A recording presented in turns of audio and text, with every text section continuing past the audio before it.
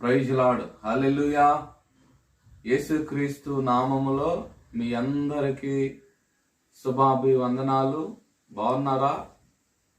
ఈ వాతావరణ హెచ్చరికను బట్టి, ఈ తుఫాను హెచ్చరికను బట్టి మీకు ఈ మాటలు తెలియపరచాలని నేను ప్రభు నామములో ఆశపడుతున్నాను. మీ పిల్లల్ని బయటికి పంపించుకోకండి, ఇంట్లోనే భద్రంగా ఉంచండి. వృద్ధులు తలకి చలి రాకుండా టవల్ లాంటిది కట్టుకోండి. టీలకని సెంటర్కి అలా మీరు బయటికి ఎక్కడికి వెళ్ళబోకండి. దయచేసి ప్రభుత్వం ఈ తుఫాను హెచ్చరికలు ప్రమాదకరంగా చెబుతున్నారు. మీరు ఇంట్లోనే ఉండండి. ఒక 2-3 రోజులు సరిపోయే సరుకులు తెచ్చుకొని ఇంట్లోనే పెట్టుకోండి.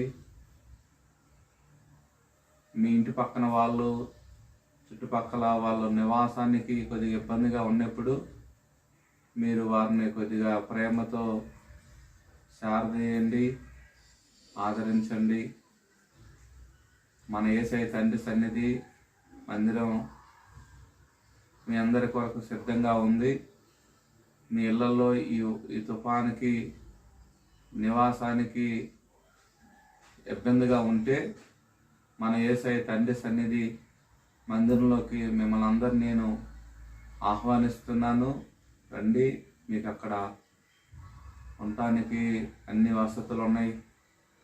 మీకు ఈ తుఫాను పోయినాక మీకు అక్కడ భోజన ఏర్పాట్లు కూడా మన యేసయ్య తండ్రి సన్నిధి సిద్ధంగా చేయబడుద్ది. ఈ విషయాన్ని మర్చిపోకండి. ముఖ్యంగా ప్రార్థన చేయండి. ప్రార్థన వలన సమస్తము సాధ్యము.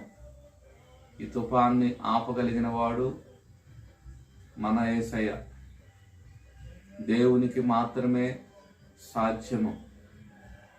ఈ ప్రమాదాలు మనిషి దేవునికి వ్యతిరేకంగా జీవించినప్పుడు ఇలాంటి ప్రమాదాలు కూడా వస్తాయి. ఆ రోజు యోనా దేవుని మాటకి వ్యతిరేకంగా తిరుగుబాటు చేయటం వలన గొప్ప తుఫాను వచ్చింది. మనుషుల్లో పాపం విస్తరించటం వలన, దేవుని చిత్తానికి వ్యతిరేకంగా జీవించటం వలన ఇలాంటి ప్రమాదాలు చోటు చేసుకుంటాయి. ప్రతి ఒక్కరు